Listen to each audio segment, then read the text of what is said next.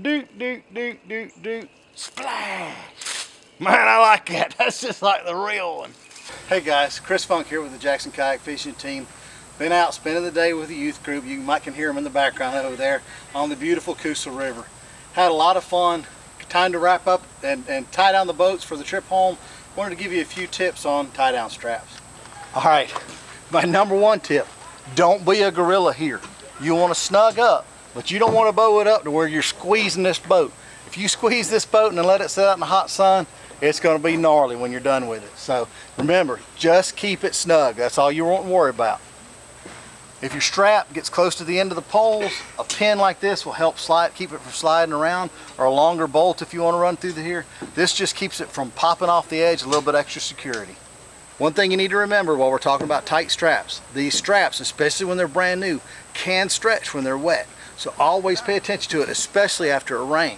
Now another thing you need to watch out is if you put the boat on here when it's warm and it gets cool overnight and you come back out, or if you travel to a cold location, double check your straps, because as that boat shrinks, these straps are going to get loose and it's going to be a problem. So make sure you constantly monitor these straps.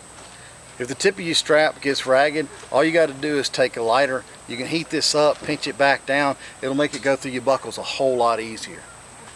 A bow line is an excellent idea. Just a little bit of extra security. Something happens to your strap, who knows, whatever is going to happen. You forget to check them, didn't take Mr. Chris's advice.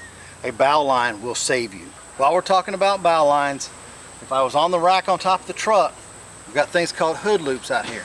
Now these hood loops are kind of faded because they've been on my truck for a little over 2 years.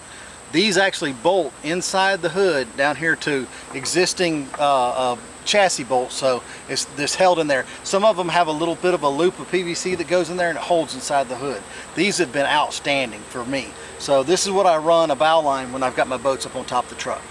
Another tip for you, if you use one strap to go across two boats, or if you have a catamaran style or tunnel style hull, whenever you have a strap, if it's flat, it's going to vibrate in the wind. It's going to be very noisy and it'll scare you to death. It sounds like a bear growling.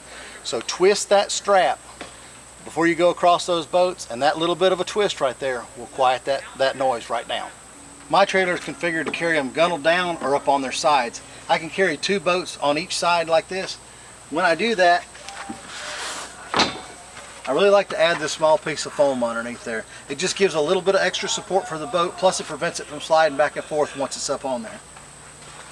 Now again, on this one, when I strap it down from the top to the bottom, I'm going to want to check those straps regularly due to rain, due to cold weather, any changes in conditions, and I'm always going to want to put my bow line on. So just a few tips to help you get down the road a little safer with your boats. Lord knows these things are expensive. We don't want them coming off. We don't want them hurting them. We don't want them hurting you, and we don't want them hurting somebody else.